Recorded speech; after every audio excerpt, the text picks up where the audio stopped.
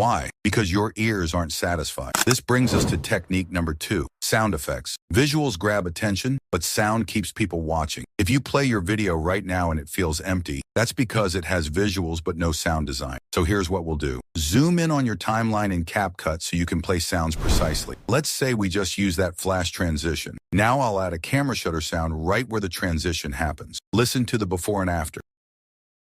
Instantly, the transition feels sharper and more professional. Sound effects can be added to almost anything. Stickers, text movements, object entrances, hand gestures. For example, when a text flies in, add a small whoosh or pop. When a sticker drops in, add a bounce. When a caption highlights, use a subtle click. These small details make your short feel like it was edited by a pro. And trust me, sound effects alone can double your watch time.